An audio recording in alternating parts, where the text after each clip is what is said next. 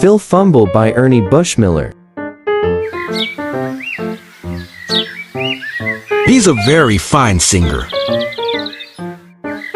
Okay. I'll take him. Not a peep for 2 days.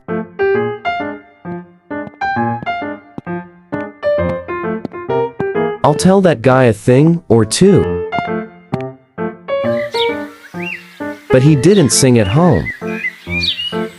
I guess he's just happy to see me. I got an idea.